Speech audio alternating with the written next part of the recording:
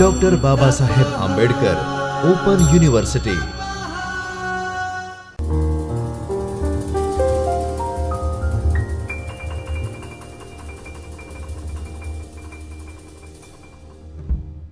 નમસ્કાર વિદ્યાર્થી મિત્રો, ડૉક્ટર બાબા સાહેબ આંબેડકર ઓપન યુનિવર્સિટીના ચૈતન્ય સ્ટુડિયોમાંથી હું કૃણાલ મિસ્ત્રી, આસિસ્ટન્ટ પ્રોફેસર ઓફ કોમર્સ આપનું હાર્દિક સ્વાગત કરું છું. મિત્રો, આજે આપણે એમકોમ સેમિસ્ટર 1માં નાણાકીય હિસાબી પદ્ધતિ, જેનો કોડ MC01 CC102 છે, જેમાં ભાગ 2 એકમ નંબર 9 વિલીનીકરણના હિસાબો વિશે આપણે ચર્ચા કરીશું. વિદ્યાર્થી મિત્રો, લાસ્ટ ટાઈમ આપણે વિલીનીકરણના હિસાબોની રૂપરેખામાં પ્રસ્તાવના વિશે ચર્ચા કરી હતી. વિલીનીકરણ શું છે તે આપણે સમજ્યા હતા. સાથે સાથે તેના હેતુઓ વિશે આપણે ચર્ચા કરી હતી. વિલીનીકરણ અને વિસર્જન બંને વચ્ચે શું તફાવત છે અને બંનેનો મતલબ શું થાય છે તેના વિશે આપણે સમજ્યા હતા. સંપાદન પદ્ધતિ કઈ રીતે ઉપયોગમાં લેવાય છે વિલીનીકરણના હિસાબો લખવા માટે તેના વિશે આપણે ચર્ચા કરી હતી. સાથે સાથે ખરીદનાર જે એન્ટરપ્રાઇઝ છે કે જે કંપની ખરીદી રહી છે એકમને, તો તે ખરીદનારના એન્ટરપ્રાઇઝને કઈ રીતે ઓળખી શકાય તેના વિશે આપણે ચર્ચા કરી હતી. સંપાદન તારીખ કઈ રીતે નક્કી કરી શકાય તે જોયું હતું.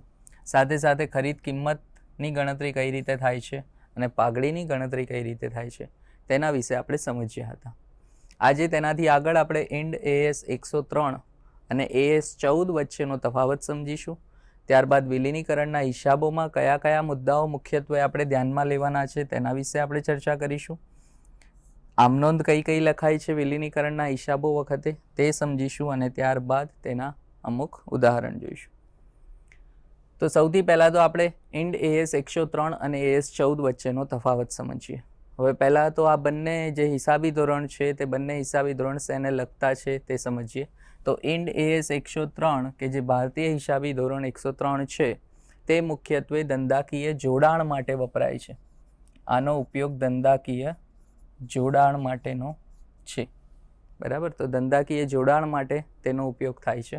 અને AS 14 એ સંયોજનના હિસાબો કઈ રીતે લખાય તેના વિશે આપણને સમજાવે છે, બરાબર. તો આ બે જે હિસાબી ધોરણ છે તે મુખ્યત્વે જ્યારે વિલીનીકરણના હિસાબો આપણે સમજીએ તો આ બે હિસાબી ધોરણને સમજવા જરૂરી છે અને આ બેનો ઉપયોગ મુખ્યત્વે ત્યાં થાય છે. સૌથી પહેલાં તો હિસાબી નોંધણી કઈ રીતે થાય છે. તો જ્યારે AS 103ની વાત કરીએ તો વ્યવસાય જ્યારે સંયોજન AS 103નું પાલન કરે તો હિસાબો નોંધવામાં આવે છે, બરાબર. આનું પાલન કરીને સંયોજનના હિસાબો નોંધી શકાય છે. સાથે સાથે AS 14ની આપણે વાત કરીએ તો સંયોજનના હિસાબોમાં જે માર્ગદર્શનનો અભાવ અહીં જોવા મળતો હોય છે, બરાબર.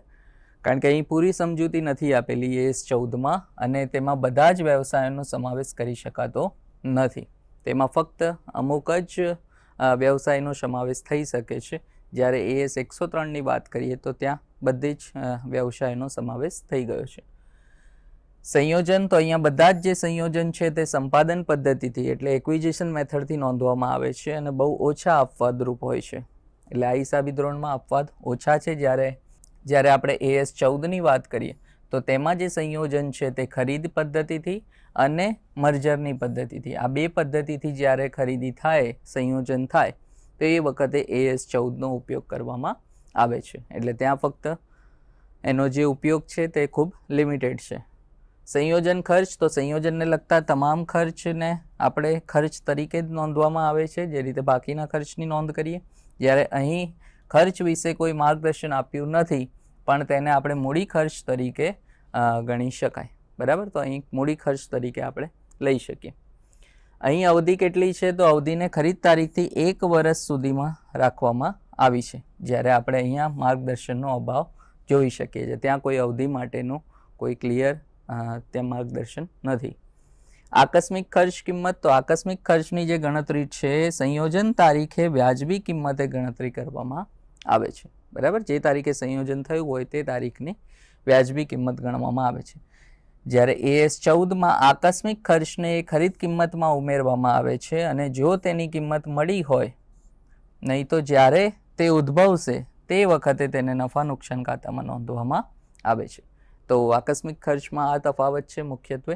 તો આ બંને જે હિસાબી ધોરણ આપણે વિલીનીકરણના હિસાબો માટેનો ઉપયોગ કરીએ છીએ તો એનો મુખ્ય તફાવત અહીં જોયો. વિલીનીકરણના હિસાબોમાં કયા કયા મુદ્દાઓને ધ્યાનમાં રાખવા પડે? જ્યારે પણ આ રીતે હિસાબો લખીએ તો બધા જ વ્યવસાય સંયોજનો સંપાદન પદ્ધતિથી નોંધવામાં આવે છે. બરાબર, તો અહીં આ પદ્ધતિનો ઉપયોગ થાય છે. બધી ઓળખી શકાય તેવી સંપત્તિ અને જવાબદારીઓ સંપાદન તારીખે વ્યાજબી મૂલ્યો પર ગણવામાં આવે છે. જેટલી પણ જવાબદારી અને મિલકતોની આપણે ગણતરી કરીશું તે વ્યાજબી કિંમતે અહીં નોંધવામાં આવશે. ખરીદ કિંમત સંપાદન તારીખે વ્યાજબી કિંમતે ગણવામાં આવશે. બરાબર, જે તારીખે સંપાદન થયું છે, સંયોજન થયું છે તે તારીખે જ ખરીદ કિંમતની ગણતરી થશે અને વ્યાજબી કિંમતે. બિન નિયંત્રણ હિતો વ્યાજબી કિંમતે ગણવામાં આવશે અથવા તો ચોખ્ખી સંપત્તિ પર બિન નિયંત્રણ લોકોનું જે પ્રમાણસર હિત છે તે રહેશે. બરાબર, સંયોજનને જેટલા પણ લગતા ખર્ચ છે તેને ખર્ચ તરીકે જ નોંધવામાં આવશે. એટલે ઇન શોર્ટ જે આપણે ઇન્ડિયન અકાઉન્ટિંગ સ્ટાન્ડર્ડ 103ની વાત કરી તે પ્રમાણે જ પૂરેપૂરા હિસાબો લખાશે. અહીં આકસ્મિક ખર્ચની ગણતરી માટે આપણે સંયોજન તારીખે જે વ્યાજબી કિંમત છે તે પ્રમાણે ગણવામાં આવશે. તેને ખરીદ કિંમત ગણતી વખતે ખરીદનાર કંપની વેચનાર કંપનીને જે રકમ ચૂકવે તે ધ્યાનમાં લેવામાં આવશે, મૂળ કિંમત ધ્યાનમાં લેવાશે નહીં. બરાબર, એટલે જે તારીખે ખરીદ કરવામાં આવે છે એ તારીખે જે ખરીદ કિંમત ચૂકવાય છે તેને અહીં ધ્યાનમાં લઈશું, બાકી જે મૂળ કિંમત છે તે ધ્યાનમાં લેવાશે નહીં. અને કોઈ કંપનીએ તેની ચોખ્ખી મિલકતો કરતાં ઓછી રકમ ચૂકવી હોય તો તે તફાવતને આપણે મૂડી અનામત તરીકે અહીં ગણીશું, અને જો વધુ રકમ ચૂકવે તો તેને પાઘડી તરીકે ગણાશે. બરાબર, એટલે આ મુખ્ય તફાવત છે. અને જે મુદ્દાઓ છે જ્યારે પણ આપણે વિલીનીકરણના હિસાબો લખીએ તો એ વખતે આ બધા જ મુદ્દાઓને ધ્યાનમાં રાખવા પડે. એનાથી આગળ જોઈએ તો આમનોંધ કઈ કઈ લખાય છે. મુખ્ય આમનોંધ અહીં સમજાયેલી છે કે જ્યારે આપણે ખરીદનારના ચોપડે વાત કરીએ તો ખરીદનારના ચોપડે એક આમનોંધ લખાય છે જ્યારે પણ સંપાદન થાય છે એ વખતની વાત છે. તો કાયમી મિલકતો ખાતે ઉધાર, જે પણ કાયમી મિલકતો ખરીદશે તે ઉધાર થશે. સાથે સાથે ચાલુ મિલકતો ખાતે ઉધાર થશે, અને જો કોઈ તફાવત આવે તો પાઘડી ખાતે ઉધાર થશે. બરાબર, એટલે અહીં જે આગળ આપણે સમજ્યા કે જો ખરીદ કિંમત આપણે વધુ ચૂકવી હોય તો તેને પાઘડી તરીકે આપણે લઈ શકીશું, એટલે પાઘડી ખાતે ઉધાર ત્યાં થશે. એવી જ રીતે ચાલુ જવાબદારી ખાતે જમા થશે. લોન લીધી હોય તો તેના ખાતે, ઇક્વિટી શેર લીધા હોય, પ્રેફરન્સ શેર લીધા હોય તો તે તમામ જમા થશે, અને સામે જે તફાવતની રકમ આવે છે તે મૂડી અનામત ખાતે લેવાશે. એટલે પાઘડી અથવા મૂડી અનામત આ બેમાંથી કોઈ એક જ હોય, બંને એકસાથે નહીં આવે. બરાબર, એટલે જે પણ તફાવતની રકમ આવે છે તે પાઘડી છે કે મૂડી અનામત છે તે આપણે નક્કી કરવાની અને એ પ્રમાણે તેને આમનોંધમાં બતાવવાનું. આ ખરીદનારના ચોપડે વાત થઈ. તેવી જ રીતે આપણે વેચનારના ચોપડે જો આમનોંધ લખીએ તો ચાલુ જવાબદારી ખાતે ઉધાર થશે, આમનોંધ રિવર્સ થઈ જશે. જે ચાલુ જવાબદારી છે તે ઉધાર થઈ જશે કારણ કે તેણે ચાલુ જવાબદારી ખરીદનારને આપી દીધી. લોન ખાતે ઉધાર થઈ જશે. વિલીનીકરણ નુકસાન અહીં થયું હોય તો તેના ખાતે ઉધાર થશે. બરાબર, અને સામે જે કાયમી મિલકતો અને ચાલુ મિલકતો આપી છે તે જમા થઈ જશે. એટલે અહીં જે જવાબદારી અને મિલકતોના ખાતા છે તે બંધ થઈ જશે. એટલા માટે અહીં આપણે જે વિરુદ્ધ અસર છે તે મિલકતો અને જવાબદારીની આપી દીધી. એટલે વેચનારના ચોપડે તે બાદ થઈ જશે. બરાબર, અને ખરીદનારના ચોપડે ઉમેરાશે. તો આ રીતે આમનોંધ લખાતી હોય છે જ્યારે આપણે સંપાદન કરીએ ત્યારે. એક ઉદાહરણ દ્વારા તેને સમજીએ તો સૌથી પહેલાં એન્ટરપ્રાઇઝ લિમિટેડ કંપનીના બે વિભાગ છે, લેપટોપ અને મોબાઈલ. લેપટોપ વિભાગ એ સતત નફો કરી રહી છે, જ્યારે મોબાઈલ વિભાગ એ નુકસાન કરે છે. 31/3/2020ના રોજ વિભાગનું પાકું સરવૈયું અહીં આપણને આપેલું છે. બરાબર, જે પણ રૂપિયા છે તે કરોડમાં છે. લેપટોપ અને મોબાઈલ, અને ટોટલ આપણને પાકા સરવૈયામાં સૌથી પહેલાં કાયમી મિલકતો આપેલી છે 250 કરોડ છે, મોબાઈલ 500 કરોડ, કુલ 750 કરોડ છે. એમાં ઘસારો બાદ કરેલો છે 225 કરોડ, 400 કરોડ, કુલ 625 કરોડ. ચોખ્ખી મિલકતો આપણે સમજીએ તો 25 કરોડ એ લેપટોપ વિભાગની છે, 100 કરોડ એ મોબાઈલ વિભાગની. આ ચોખ્ખી મિલકત આવી. ચાલુ મિલકતો છે, ચાલુ મિલકતોમાં 200 કરોડ અને 500 કરોડ છે, કુલ 700 કરોડ, જ્યારે એમાં ચાલુ જવાબદારી બાદ કરેલી છે 25 કરોડ, 400 કરોડ, કુલ 425 કરોડ. એટલે બી આપણને મળશે જે ચાલુ મિલકત માઇનસ ચાલુ જવાબદારી થશે, એટલે કાર્યશીલ મૂડી પણ આપણે કહી શકીએ 175 કરોડ અને 100 કરોડ કુલ 275 કરોડ. કુલ આપણે મિલકતો બાજુનો સરવાળો કરીએ તો 25 પ્લસ 175 એટલે 200 કરોડ અને 100 પ્લસ 100 200 કરોડ કુલ 400 કરોડ મિલકતો બાજુનો સરવાળો થશે. જવાબદારી બાજુ જોઈએ તો જવાબદારી બાજુ લોન, લેપટોપ પાસે કોઈ લોન નથી, પણ મોબાઈલ વિભાગની આપણે જોઈએ તો 300 કરોડની લોન છે. મૂડી અને ઇક્વિટી તે ફક્ત લેપટોપ વિભાગ પાસે છે 25 કરોડ, જ્યારે મોબાઈલ વિભાગ પાસે કોઈ મૂડી ઇક્વિટી નથી. એટલે અહીંયા બાકી રકમ આપણે જોઈએ ફાજલ રકમ તો 200 કરોડ કુલ મિલકતો બાજુનો છે, જ્યારે જવાબદારી બાજુ ફક્ત 25 કરોડ છે.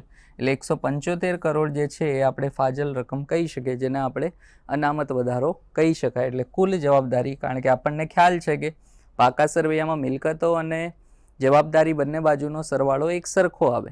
તો મિલકતો 200 કરોડ છે તો સામે અહીં 200 કરોડ થવા જોઈએ, પણ એ ફક્ત 25 કરોડ છે એટલે 175 ત્યાં ઉમેરાશે. એવી જ રીતે મોબાઈલ વિભાગ 200 કરોડ એ મિલકતો બાજુનો સરવાળો છે, જ્યારે એની જવાબદારી 300 કરોડ છે એટલે જવાબદારી વધુ છે. બરાબર, તો આ એનું નુકસાન તરીકે આપણે લખી શકાય, એટલે -100 એટલે કુલ એનો 200 કરોડ થશે. તો આ રીતનું પાકું સર્વેયું આપેલું છે. બરાબર, આ રકમમાં જ છે.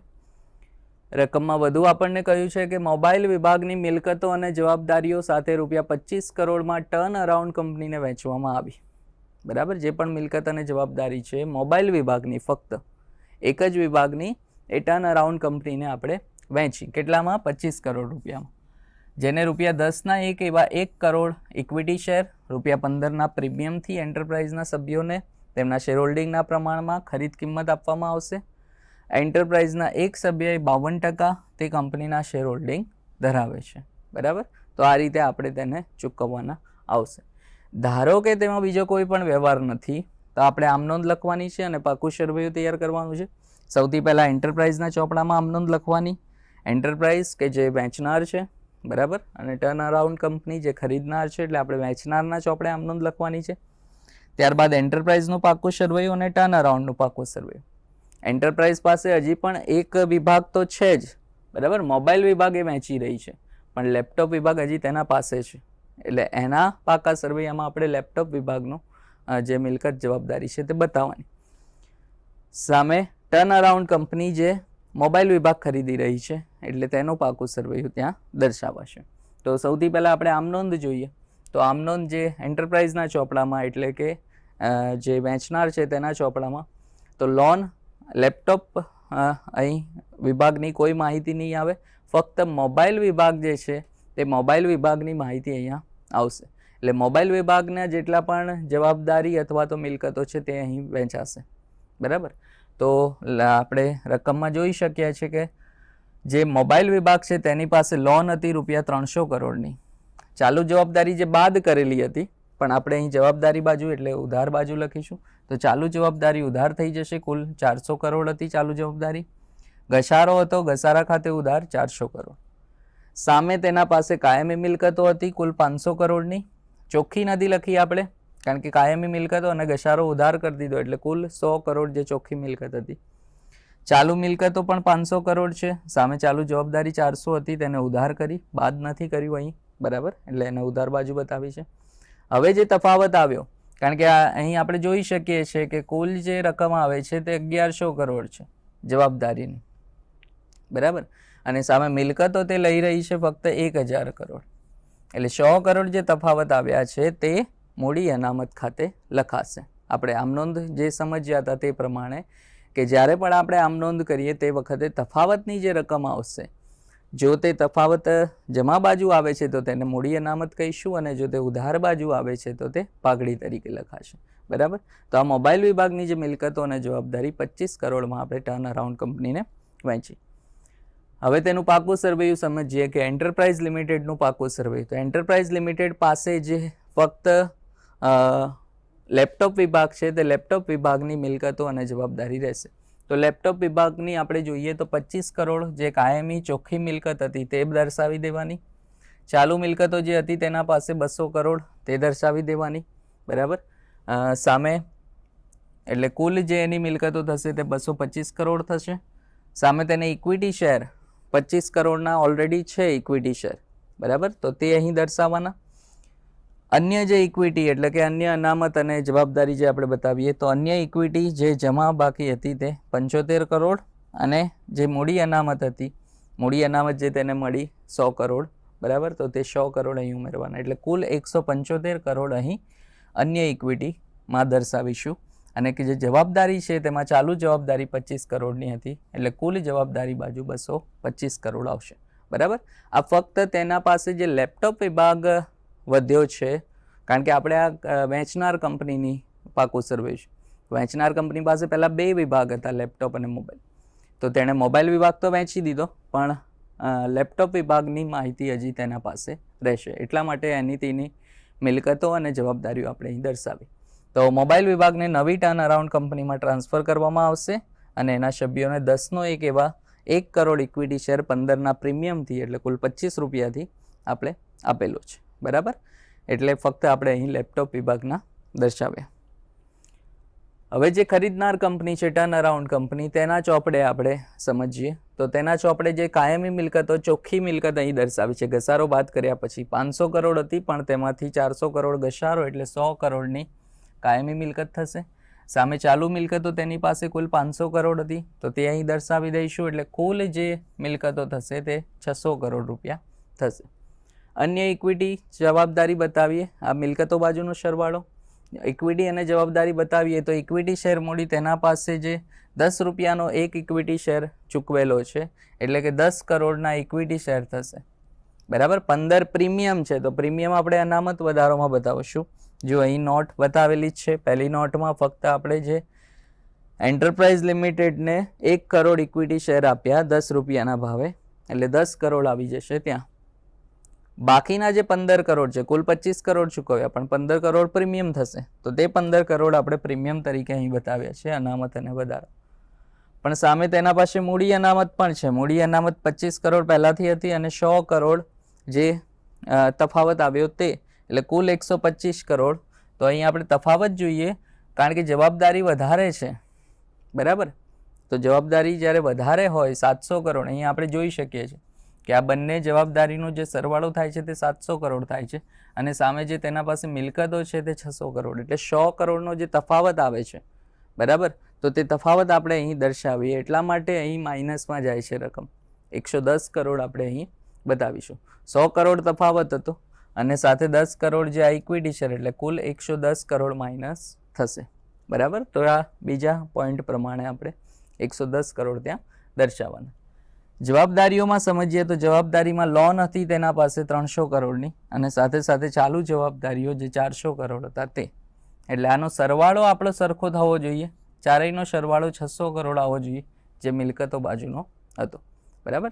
તો આ રીતે આપણે વિલીનીકરણના દાખલાની ગણતરી કરવાની આવશે, બરાબર. તો અહીં આપણે મુખ્યત્વે જે ખરીદનારના ચોપડે, વેચનારના ચોપડે આમનું સમજ્યા, સાથે સાથે આપણે જે પાકું સર્વેયું છે ખરીદનાર અને વેચનાર બંનેના ચોપડામાં સમજ્યા.